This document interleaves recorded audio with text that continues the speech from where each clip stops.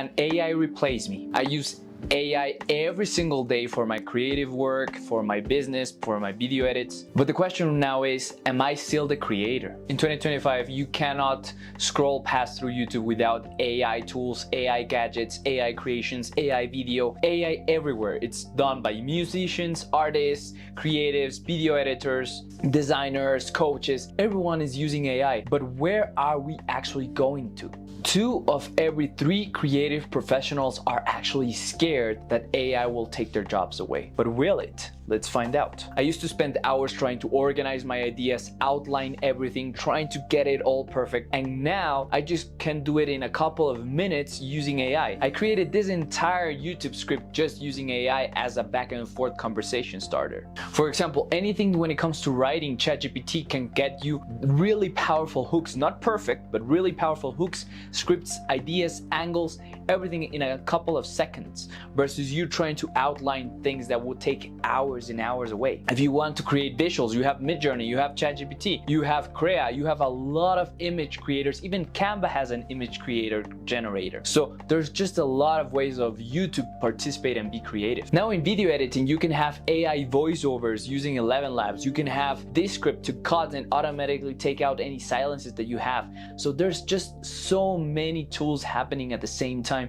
that people can even get overwhelmed on how many tools should I use and which tools are the best for me to use it at this moment. But this is what actually happens. You are not going to be replaced. You get to be enhanced. When you're creating something, the moment that appears in your idea, the moment you have a burst, an inspiration, something, that's when you bring it to life from your consciousness, from wherever, from references, from other inspiration, and you are the one that's deciding to create. You're gonna then put it on the ChatGPT prompt or in Midjourney or wherever, but you are inputting the information. That's 10% of the work. 80% of the work is going to be what AI does, like polish the script, create the ideas, build the references, do the research for yourself. That's 80% of the heavy load. And then do not just copy paste it.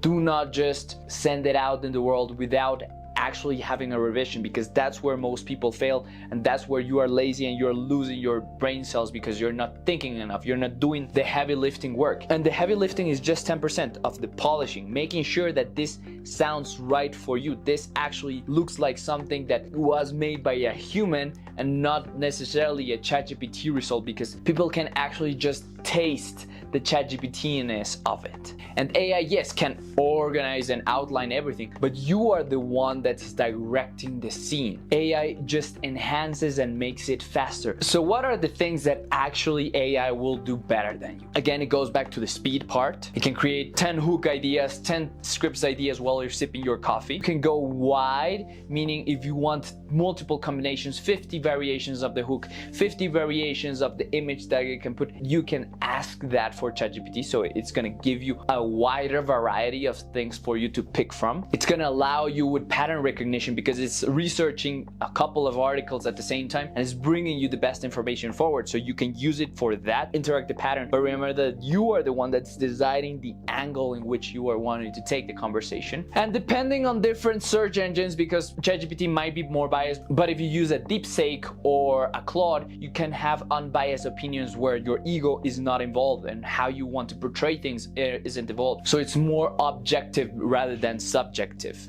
And while AI can help you with a bunch of stuff, and as AI can help you with a bunch of stuff as we are sharing right now, there's a lot of things that it will never be able to replace you at. AI, it can write beautiful poems and poetry, but it can never feel love. It can never have that chemical sensations in your brain or the emotional and energetic sensations that says that, oh my God, this person is my person, and I can truly feel and see it and feel it. Yes, there's gonna be robots and shit like that, but the truth is you will just be accepted and tolerated and reciprocated. Part of the human beauty, it's also the error. Part of the human beauty is also breaking down, falling falling and then getting up again, and the repair part, knowing that you fucked up. Like literally yesterday I have a conflict with my brother, and just seeing his anger, seeing what he was feeling, and me having the maturity to actually learn and see and understand, like, oh, I hurt you, I hurt this human. How can I say sorry? How can I apologize and really actually take accountability for this? And from there, I actually become a better person, and I get more of my experience rather than just saving it on a chat history. It doesn't have contextual judgment. So again, if my brother is angry, he will just repeat things. It won't actually allow it to understand the context of what's happening, where am I doing it, like what will be the best reaction in multiple scenarios, because the context in which we operate is much bigger than just the screen. Also, taste. You cannot develop taste just from ChatGPT. Like all of these experiences, what you're seeing in my back, how am I dressing, everything becomes a representation of how I want to show myself into the world more and more, and I am becoming a bit more intentional every single time. But what's also important is that ChatGPT will probably give me certain updates that are trending and stuff, but it won't give me my actual experience and why am I choosing what I'm choosing. And finally, your weird connection. People like to be around people because they make them feel something. They experience their own identity, they experience their quirkiness, they experience their flaws, their not so good parts, but also their laughter, their funny sounds, their funny expressions, which is something that ChatGPT or AI will never give you. So instead of thinking, okay, will AI replace me, think, how can I become irreplaceable? You can use AI as a leverage, not as a crutch. Do not depend on it. Use it as an enhancer to your life. So whatever you're doing, you can do it better, you can do it faster, but you are the one that's controlling your outcomes. Build your creative filter, something that's only you and only you alone, your own identity, your own taste, your own style. When you're creating coaching videos to people, it's not only the ChatGPT response, it's not only the ChatGPT ideas, it's actually thinking through of, is this really true? Is this really important? Is this really something that will resonate with my client? You're gonna share the why behind your creating what you're creating. You're sharing why this is something important for you, not just the output, not just the result, but the process, the configuration, the story behind the story. AI is like a marvelous guitar. Everyone can use it, but only the ones that are intentional and learn to play the game, that learn to create their own scores, can actually make melodies with it. So AI is the best intern, the best assistant, the best support that you can ever have, because it is an intelligence that surpasses everything that we've ever seen before. But you become the director. You're the actor of your own story. So don't be afraid of losing your job.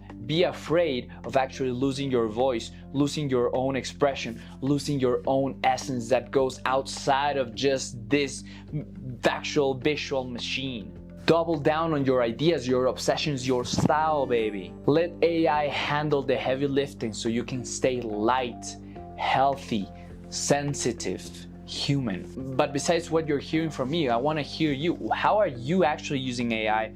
What are the things that are actually exciting for you based on this conversation?